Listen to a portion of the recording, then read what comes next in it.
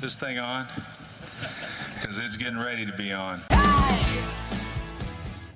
Hello and welcome to Bell Ringer. My name is Greg. Your guest name today is Tom Quinn, who heads up the Western New York Impact Investment Fund right here in Buffalo, Niagara.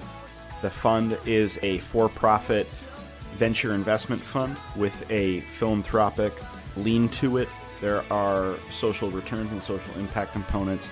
They've invested in companies like Verdi Parente, Circuit Clinical, and others that you might recognize.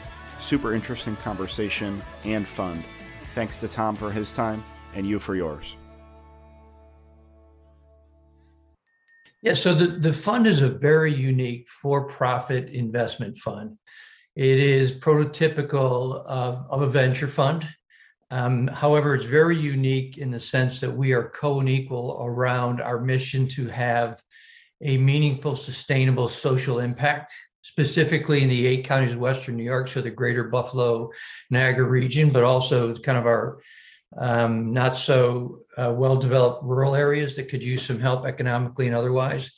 And we are also very dedicated to returning a market rate financial return to our investors, and we're co-equal around that mission. So the fund started in 2017, correct? Correct, yeah, August, yeah. So I guess take us back to that time, the beginning of the fund, why start the fund, but also in that way and in with those two goals and buckets that you just kind of laid out for us. Yeah, so Greg, that's probably more of an intuitive question than you realize. So this fund actually started 3 years before it was launched, okay? And it started as an idea. So philanthropic foundations heretofore to that date had always talked about this idea about investing in organizations and people, right?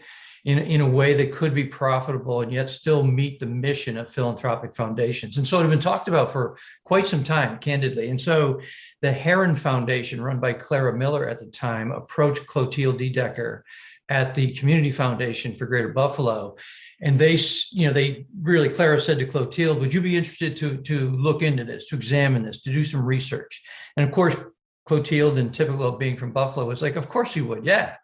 And so they did. And really for 3 years with a bunch of, I would say, local constituents, they looked into it and did a lot of research around really some fundamental questions. Number one, was there an appetite for this concept? And by appetite, I mean, were there enough people and organizations willing to invest in something like that? So could you raise enough money where you were meaningful? Number two, could you find enough places to put that money to work, right? Could you find enough deal flow to put that money to work? And then three, if we could find both of those, can we find someone to run it? Because quite frankly, it's an idea.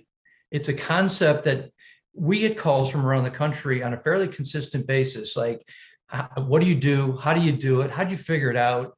And so there was a lot of heavy lifting that went on for almost 3 years. And a lot of constituents within the community, names that a lot of people would recognize. The market research part of it really, at the time, was helped and led by Bridget Doherty and Bill Joyce and many others. I shouldn't name names because there are so many. And so around the beginning of 2017, it started to coalesce, right? And people started raising their hands, said yes. And so they called me in the beginning of 17 and said, the committee, I talked to them and they talked to me, and you know how those things go. And they're like, well, we like you. And I'm like, well, I like you too. And first of all, what you're trying to do is crazy good. I don't know if you pull it off or not, but it's crazy good. I would love to be a part of that if you decide to do it. And so then we waited about 6 months. They closed the fund, which was about 8.15 million. And it was kind of the cart and the horse. And so then it's like, well, some people weren't going to put their money into it. They knew who was going to run it. So anyway, we got, sorry for the long answer. We got to a point where they raised the money. They had a fund. They needed someone to run it. They did all the heavy lifting. They talked to me and I said, I would love a chance to run it. And so Bill Joyce at the time, who was the founding board chair, kind of sat down with me and we sat in his office. He wrote up a half a piece of paper and said, here's kind of your job description. And I said, and we didn't I don't even know if we signed it. We shook hands and we said, so let's go, let's try to make this work. And that's a lot of detail, but the point is that this idea wasn't something that started in August of 17. It started well before that. A lot of people did a lot of work, good work. Right. So the idea of having this blend between venture capital and philanthropic and social returns, as you call it on the website, obviously that's appetizing to anyone that hears that. Sure. That sounds like a fantastic idea, but sure. Maybe in those 3 years from 14 to 17, or when you come on in 17, your website buckets the areas in which you want to target your investments, companies that you're looking for within certain industries. You can go a lot of ways in spending that money on and do a lot of good. So how do you and, the committee start to make decisions around, where you're going to put the money, where you're going to focus? Yeah. So it's so when we first started this, Greg, we had 8 different things that we called social impact. 8, right? So we didn't make them up. We knew they could be social impact, right? There were 8. Today we have, I believe it's 38 different points of social impact. And so we have 5 major buckets, if you will, of social impact. So it's workforce education and development, workforce diversity, neighborhood revitalization is one of our big buckets. And then, of course, access to healthcare. And we also have the environment. We're very concerned about our environment, especially where we are with clean water and clean air being one of our biggest assets, right? And so those are the 5 major buckets, kind of like 5 of the 8 that we talked about when we first started. And then what we did very intentionally, really over a span of 2 years, we took the diversity, equity, and inclusion lens, and we ran that across the 5 different buckets, right? So we look at, we do DEI, we look at marginalized populations and communities.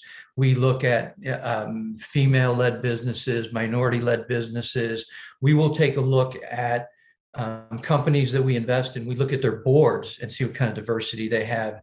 We look at their management team, and then we look at their workforce. So for example, we'll look at their workforce and they'll report to us, de-identified, right? Voluntarily, they'll report to us what percent of that workforce is female, what percent of it is minority, either Black or Latinx, right? What percent of their workforce comes from a zip code? And then we'll measure zip codes that, for example, we know zip codes in Western New York that not only the highest percentage of people living in poverty in Western New York, but in the country, right? And so these are the kinds of things that from a social impact DEI standpoint that each company will measure out. If they're environmentally beneficial, Greg, let's say they decrease carbon footprint, we'll measure how much they decrease what's going to a landfill, for example. We'll measure the decrease in emissions, for example, based on how effective their insulation is.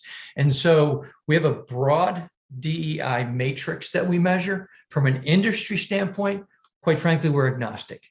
We really are. For example, we invest in an insulation company, in a battery technology, in a dairy farming technology company, in a clinical research organization, in medical, to a medical device. I mean, it's across the board industry-wise, but they all can check boxes on our social impact matrix. And then, of course, we have the financial or the business diligence, if you will. And we actually have 2 separate committees at the fund.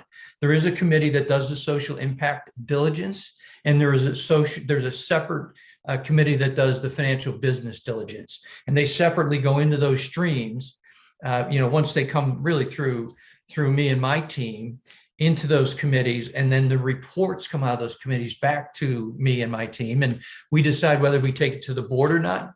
And if we do, the board has to have a supermajority vote of yes for us to move forward. And a supermajority to us is 2/3 have to say yes.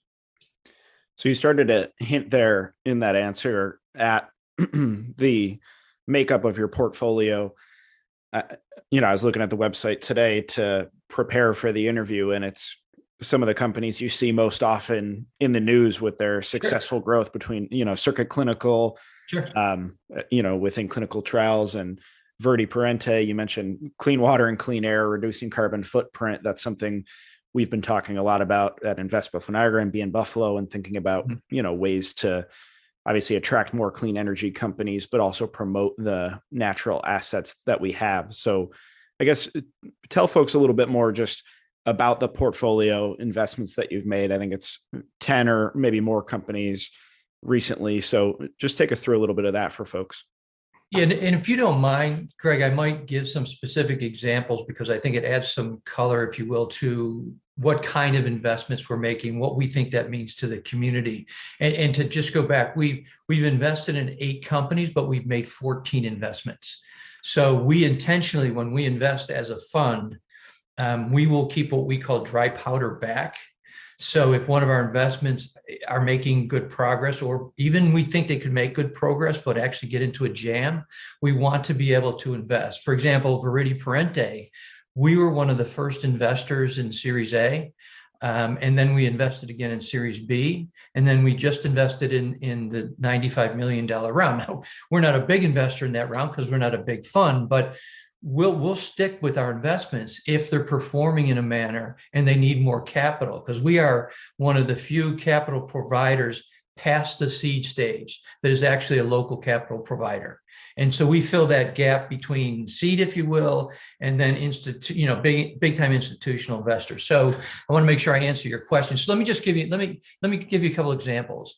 So Verde Parente is a really terrific example. And the battery technology, the environmental impact, is the upside to that is really quite impressive. But what I really like, what John is doing over there, John Williams and his team, think of this, Greg, if they're successful, right, with their battery technology, and there's a widespread potential to use that, but let's say they're building Bobcat machines, right, which they have a relationship and partnership with, and they're replacing the diesel powered drive systems and everything through partnerships with Moog, which is another local company that we didn't invest in, but that could benefit from our investment in Verde. And so when I went over there in 2018 and looked around the old American Axle with John, we looked around the old American Axle plant, looked like a bomb went off. I mean, seriously, and I'm not trying to be, hyperbolic here. It's like it was bad. And so they've done so much work. They brought a large portion of it back to life again. But if they have, let's say they get 350 people building just these Bobcat machines and repurposing and taking the drive systems out, taking the diesel part of it out, putting the battery technology and repurposing them, and they create a couple hundred jobs on the east side of Buffalo. That is one of the poorest zip codes in the country, by the way. And that comes back to life and starts buzzing again. And let's say even 100 people from that neighborhood can get a clean tech manufacturing job. They can walk, they can take a bike, and they easily can take a bus to work, right? And so Steve Finch is the plant manager over there. He knows that because he knows GM. That used to be a GM plant as well as American Axle plant. That used to really employ thousands of people over there. And that spin-off, if you will, of creating that kind of employment and those kinds of, bodegas or, mini barts, dry cleaners, lunch places. And John Williams has partnered up with Catholic Charity in Northlands. I mean, Northlands is critical, right? And so now you have Northlands and Catholic Charity together with John, training up people, hopefully a fair amount of people from those neighborhoods to get a well-paying job with a skill set, by the way, they own, right? That's portable. They own that now. They have that knowledge, they have that skill set, and they have a full suite of benefits, right? So that kind of neighborhood revitalization and workforce development on top of the environmental impact, I mean, you're starting to check a lot of our boxes, just as an example. If I would give you another example, have you heard of Tech Buffalo? You know what's going on at Tech Buffalo at Seneca One, which is really cool, right? So they're trying to also create technology jobs, not only because we need them in Buffalo to support a lot of our corporations, but I was on the founding board member and treasurer at Tech Buffalo, and in April or March of 2020, you know what was going on, right? That was when people finally admitted COVID was a thing, and the market dropped 40% in 2 weeks. Right. So I'm a capital call fund. What that means is my investors commit a certain amount of money to the fund. And when we need it, we call it, right? So we call it every time we make an investment. So Matt Tech Buffalo and New York City's a mess, and Empire State Development and Amanda Mays, which really Amanda did an amazingly great job, I believe. But the funds at ESD were frozen at that time, right? The governor said, look, we don't know what's going to happen in New York. So the ESD funds froze. Tech Buffalo was kind of on the brink of either stopping or ceasing to exist. So I go to my board, like picture the end of March, 1st April, and I go to my board and I said, you know what? We need to lend Tech Buffalo $500,000. We need to bridge them. We need to gap finance them until we get the other side of this and ESD funds, free up a little bit. Because Amanda said, once they do, I guarantee you we're in at Tech Buffalo. It's just that, and my board, Greg, they looked at me like I was off magnetic north. They said, Quinn, do you realize what's going on? You're asking us to write you a check for Tech Buffalo when the markets are down 40%. And literally, I looked at him and I said, I am. I actually am. And I defined why it was so important that Tech Buffalo not go away, right? What it meant to M&T, what it meant to Kubrick, what it meant everyone, new era, rich product, you name it, right? And I said to him, I said, look, if not us, then who? And if not now, then when? And the board looked around at each other and unanimously, they said, okay, yes. So you think about the integrity and the courage of my board, which I am so lucky to have. I didn't build my board. I got lucky and got my board. I mean, the courage it took to do that at that time, and what Tech Buffalo is going to mean to people to train up into those jobs. Either you're unemployed or underemployed, and now you're going to upskill yourself, right? And what that means to the economic development of the Buffalo Niagara region is just incredible. And I couldn't have been more proud of my board. I mean, they are committed, they are passionate, they get their hands dirty, they come to work, and they're all volunteer. So in any event, there's a couple of examples that are completely different ways we invest. And you're going to have to stop me because I can keep going because I believe that we've proven that the theory works. And that's why we're in the midst of, we're almost ready to close a series 2. Well, for our listeners, it depends on the timing, but Sarah Tambacucci, the president and CEO of Tech Buffalo, should be either the episode right before you or right after you. So that'll be a very nice parlay. I want to transition a little bit more macroscopically to the entrepreneurial ecosystem as a whole. So, I asked you about that time frame from 2014 to 2017. You said you needed to see a few things, that there was enough money and enough companies to give that money to. A lot has changed, especially in the latter of those two from 2014 till today.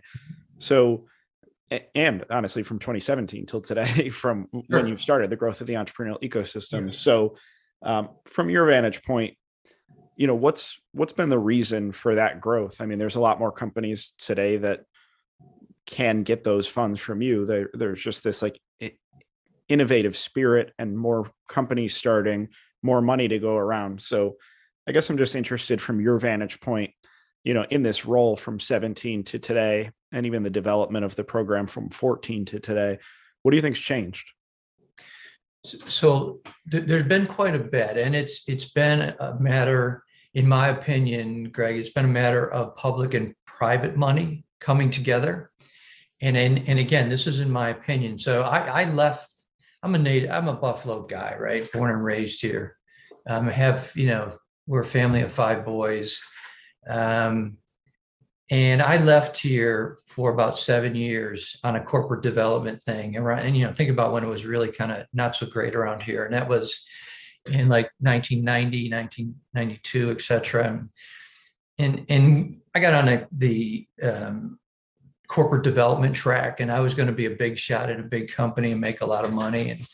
And the price I had to pay was that I had to leave Buffalo, right? My 3 kids were born in 3 different cities as I was becoming important.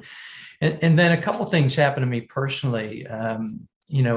just in my family that really made me question what was important to me, to be important or to be in the place that I loved with the people that I loved. And so it dawned on me really quickly that it's really not important to be important, at least in my opinion.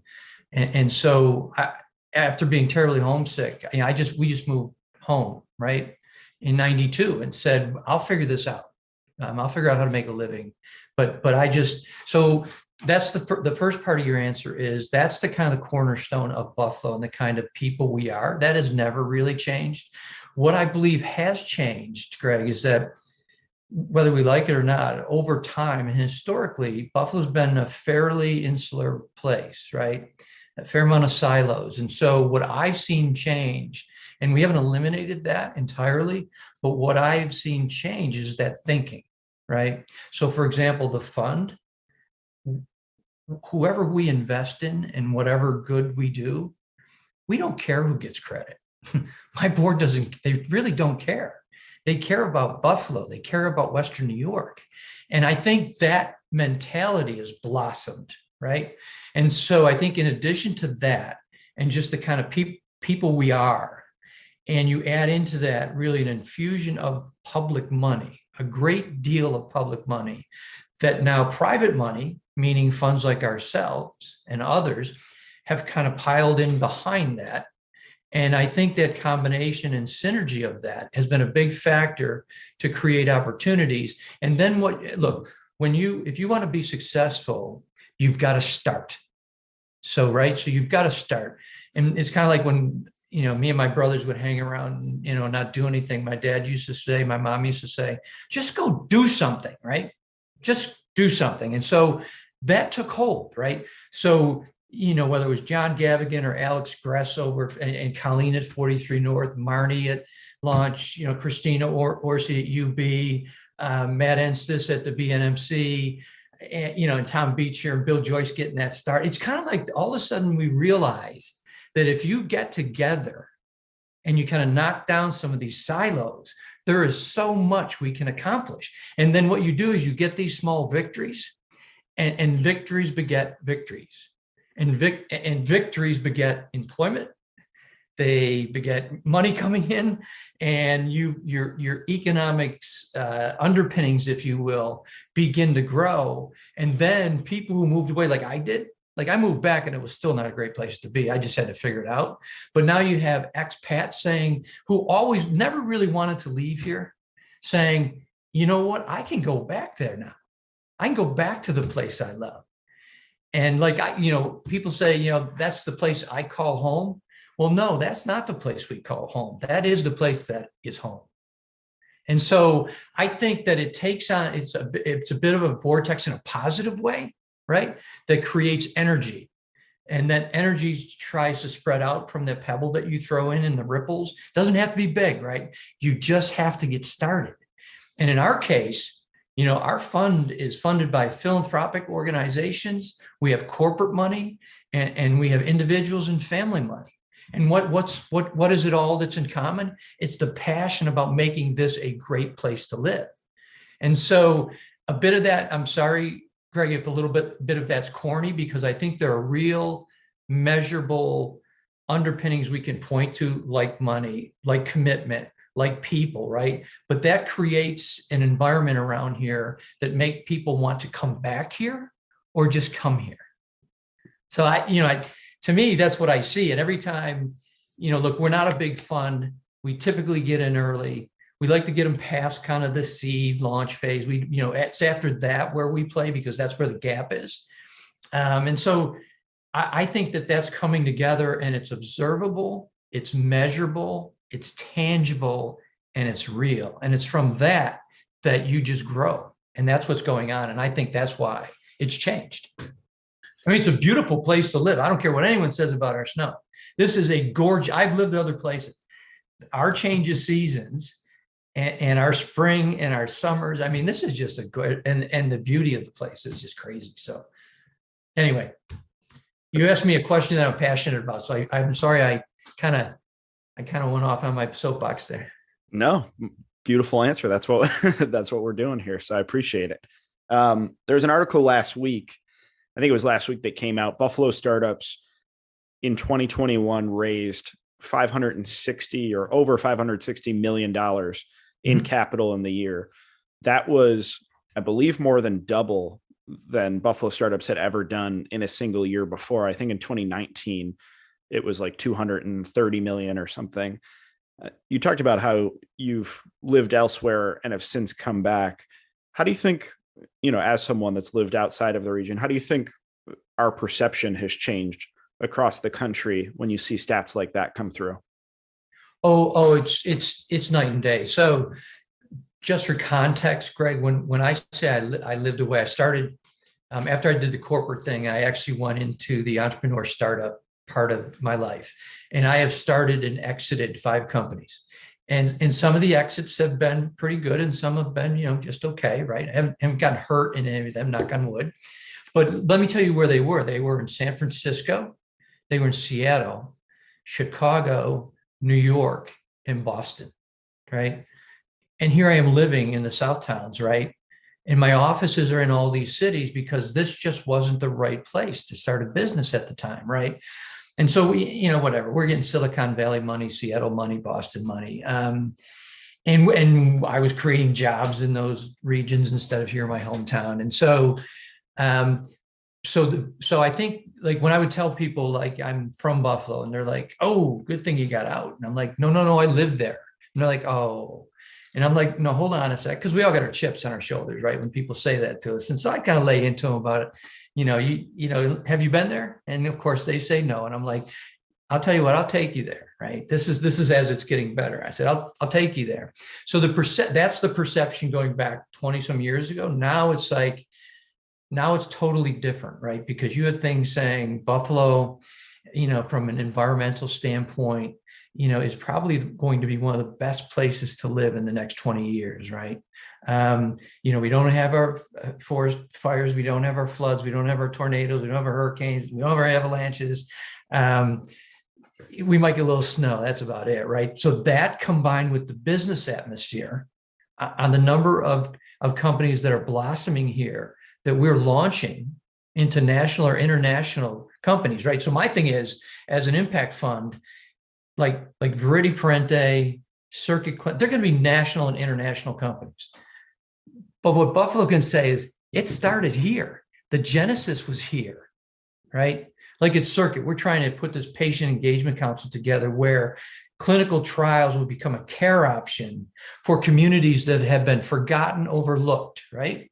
So when I talk to Dr. Ansari and Dr. Davis at the community health centers of Buffalo, it's like, we want to work with you, right? And we want to figure this out, how clinical trials become a care option in marginalized communities. And Drs. Ansari and Davis have been wonderful. But it's like, but we want to take that like around the country. And I'm like, oh, yes, we do. And we want to say we figured it out right here in Buffalo first, right? And so that's a roundabout answer. But I think when you see things like that, when I have people calling me, like, how the heck did you start a social impact fund and make these kinds of investments out of such a small fund, $8-10 million in 8 counties? How did you do that? So that's what the image is of Buffalo. It's like, wow, look at Buffalo. How are they doing this? And that's the kind of phone calls we get now, and which is night and day, as little as 10 years ago, right? Not 20. And so those are the things that are different. And look, all these places I've been and started these, I have great, deep friendships in those places. And then they'll see like the Verity Parente thing, or I'll put something on LinkedIn, and they're like, "Man, Quinn, this is a place to be." And I'm like, it sure is. It sure is. So I hope that was a decent answer to that question. That's perfect. Yeah.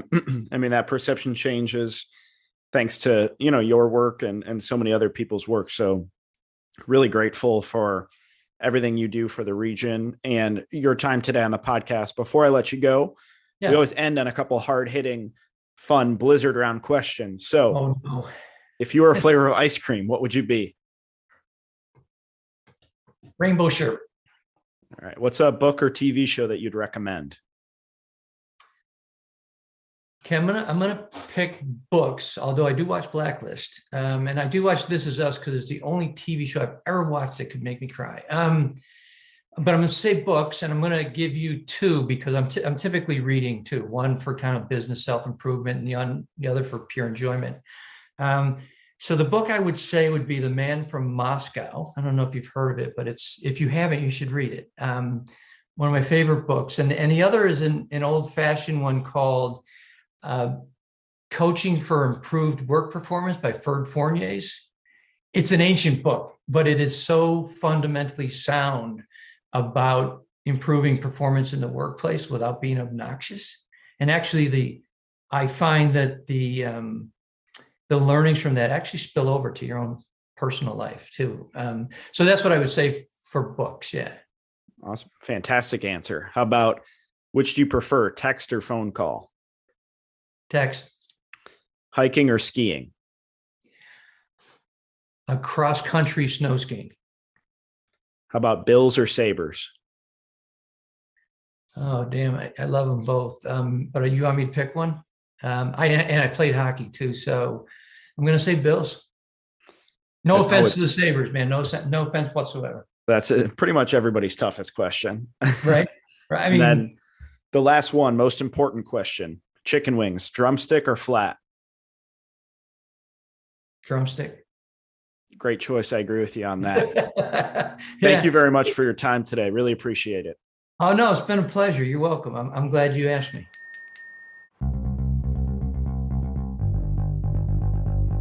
Bell Ringer is a podcast by Invest Buffalo Niagara, the region's privately funded, nonprofit marketing and economic development organization. Please rate this podcast, follow our social media channels, and read our blog at buffaloniagara.org for the best of Buffalo Niagara. Come grow your business with us.